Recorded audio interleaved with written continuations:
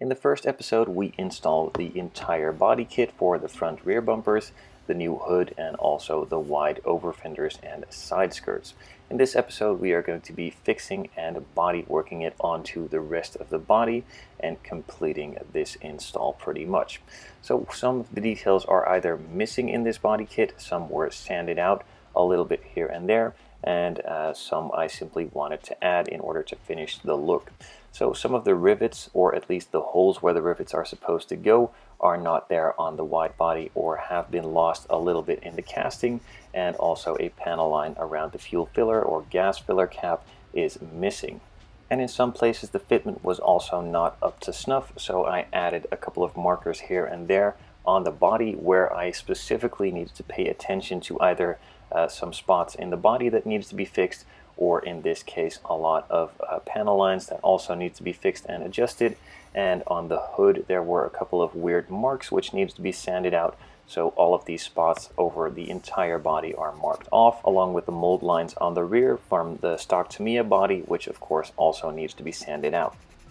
After going over the entire body with a fine-tooth comb, I found pretty much all of the imperfections that I wanted to fix and started fixing them. First of all, I started on the hood. There was a small bump and also a small dimple, so I started to sand out that bump first with a sanding stick and then marked it again to find that there was a small dimple or low spot in that position as well. So I again marked it off to be filled up later on with a bit of body filler. On this center section of the hood there was a lot of weird stuff going on. I think the mold for the hood is a bit old and has some cracks in it which leave a couple of marks in the hood itself. Luckily these were all raised marks on the hood, so with a bit of sanding and flattening those will all be fixed. There was also a bit of a height difference between the hood and the front bumper after gluing them together, so I sanded that smooth to make it a nice smooth transition. On some other spots, specifically here where the side skirt meets up with the rear over fender, there was a bit of squeeze out in between some of the mold parts with a bit of excess resin that isn't supposed to be there. So gently with a super sharp hobby knife, I'm going to be cutting this out and re-sculpting it, so to speak.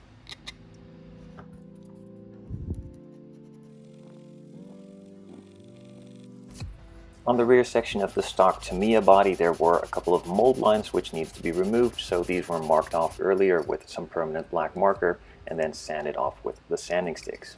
On the wide body pieces itself, around all of the wheel arches, there are supposed to be some rivets to hold it in place. Now some of them are still there, others are kind of lost in the mold, so I'm just drilling them out gently with a drill bit just to get a nice dimple there for the rivets to be positioned and placed in there later on. In some of the air vents on the front rear bumper and also the hood, there is a little bit of flashing from the molding process, a little bit of resin squeezed through and created a small bit of film in there that simply just needs to be cut out with a hobby knife carefully. The front bumper has a small splitter underneath it, and that lines up with the over fender for the front fenders as well, but I wasn't really happy with the alignment, so I had to sand down the pieces on the wide body kit just a little bit to match up a lot nicer with that front piece. And while I was attending the underside anyway, I figured I'd go over all of the side skirts and the rear bumper to clean up some of the mold lines too.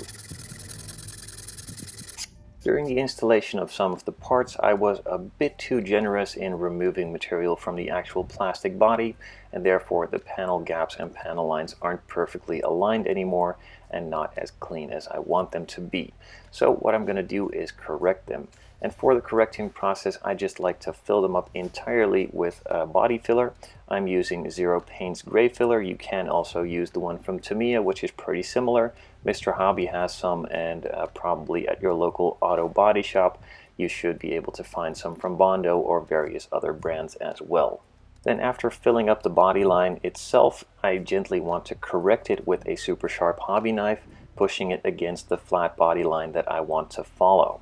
So I'm simply just inserting the hobby knife in there, pressing it against, in this case, the hood to follow that line, and again doing it on the front bumper as well, as that line wasn't really all the way that I wanted it to be. So pushing the knife gently against the front bumper to follow that line and keep the rest filled in with the new body filler. Now this of course wasn't done only on the front, this was done all around the body where all of the panel lines weren't really meeting up the way that I wanted them to be, so all of them were corrected.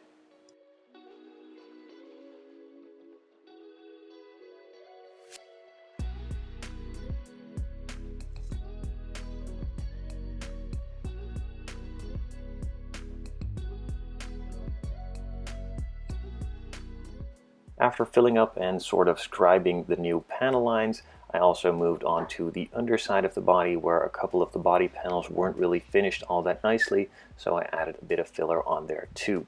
And while that is drying, I can move on to the rest, and that is fixing, or at least in this case, creating a new panel line around the fuel filler cap. Now in order to scribe out this new panel line, I'm going to create a sort of template using a hole punch and also some styrene sheet. So for this I will be using a 6mm hole punch and punching a hole in the styrene sheet. This 6mm one matched up as close to the actual curve that I'm going to be creating here as I could find in the other ones. They were either too big or too small. Now this one wasn't perfect, so I just needed to adjust this hole or template a little bit with a round file. Since the new panel line that I'm scribing is a round one, I won't be using the regular panel scriber, as that isn't really suitable for these tight curves if they aren't there yet. Once they are there, you could use it to make it a little bit wider and deeper, but instead I like to use a needle one. These are available from Tamiya and various other brands. I will leave links in the description down below if you're interested. The body filler that I'm using specifically here from Zero Paints and or Tamiya dries in about 10 to 15 minutes, but just to be sure I left it overnight in order for it to properly cure, and then gently started sanding it down with 600 grit sandpaper on the flat areas with a bit of wood behind it, and or even using a sanding stick for the rougher work. The first round of filling and sanding has been completed, and I could move on to the second round, basically repeating the same step but then going over the entire body again with a fine-tooth comb, finding all the areas that needed a little bit more filling, fixing, and or adjusting, then simply just applying all of the filler in those areas, letting it cure again, and sanding some more until I'm happy.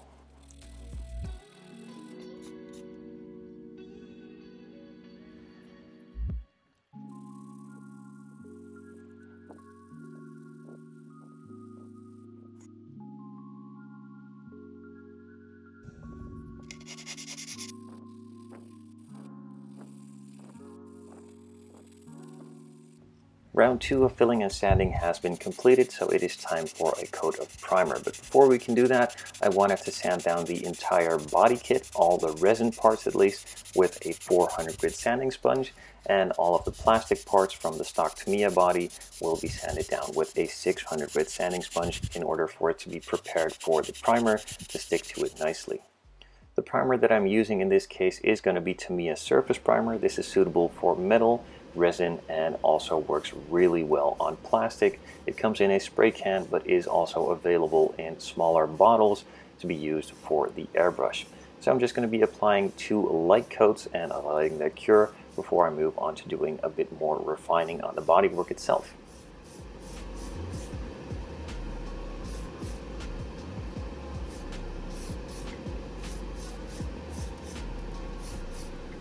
After applying the primer, I let it cure overnight. Usually it is dry within 30 to 60 minutes before you can move on, but I just wanted to have it dried a little bit better as I'm going to be doing a lot more body work and sanding, so I didn't really want it to be a little bit soft. I want it to be pretty much fully cured. So with that said and done, I moved on to checking over the entire body once more, going over all the areas that I either fixed or attempted to fix, and see how far I actually came with those first 2 rounds of filling and sanding. And as you can see, a lot of the imperfections are gone. The panel lines look a lot better in most places, but it is still a bit rough. So in order to fix that, I take out a 600 grit sanding sponge from Tamiya, going over all of the areas where the sanding marks are a bit too rough, refining those and or hopefully removing those as well.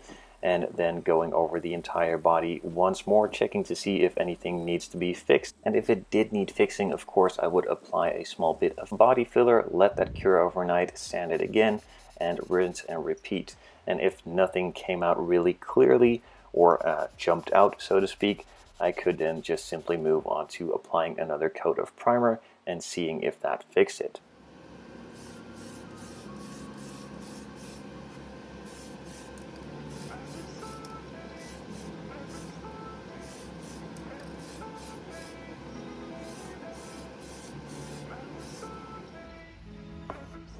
I again let this coat of primer dry overnight before handling the body again and sanding everything completely. Now there were still a couple of spots that needed a bit more refining and also a little bit more filler here and there, so all of these spots were then sanded with a 600 grit to remove these rougher scratches and get it ready for the final finishing. A little bit of body filler was applied here and there. Everything was again sanded smooth and entirely sanded with 600 grit to finally go for the third and final round of primer in order to finish it off and hopefully have a super smooth finish and a nicely fitting body kit.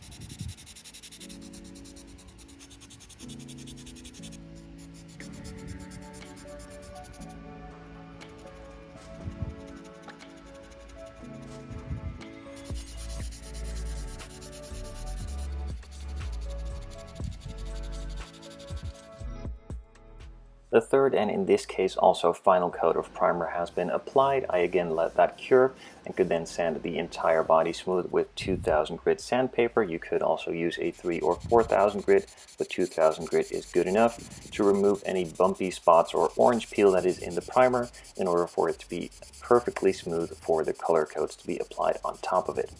Now if there at this point are still imperfections in it, just repeat the process again until you are completely satisfied and left with the finish you are after, and also the fit of the body kit, of course.